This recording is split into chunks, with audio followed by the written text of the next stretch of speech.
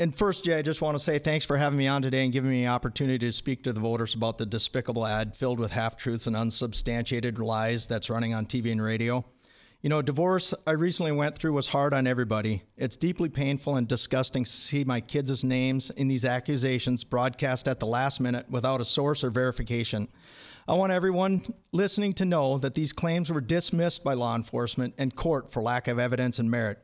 The Democrats know that too, but they made and paid nearly $250,000 to run these ads.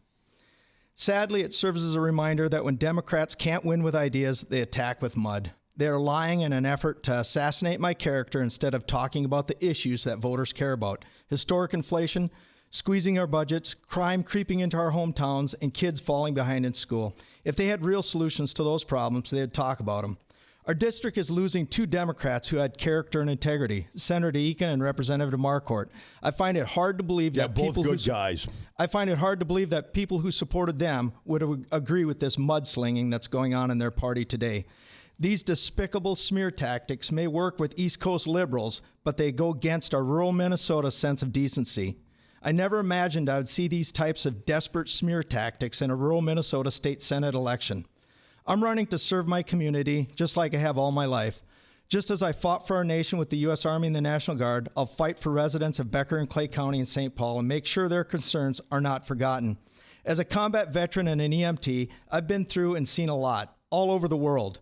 But this is a new low that's really hard to understand. I'm moving forward with a positive message of hope for our future. I know voters aren't interested in wading through the mud. They're interested in how we can best help them with their daily lives, making gas and groceries more affordable in the face of rising inflation. I want everybody in our community to feel safe and support the police. Your kids and my kids should have the best education in the country that prepares them with skills to succeed. That's why I'm running, and that's what voters tell me is important. You'll never see a negative ad from me that goes after my opponent's personal life, because in rural Minnesota, we're better than that. Thank you for letting me come on. I just want to make one last comment. No.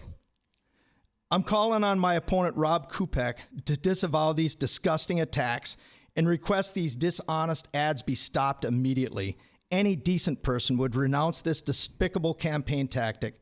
And if he's not willing to do that, I expect the voters will soundly reject this strategy on November 8th and vote Dan Bohmer for Minnesota State Senate.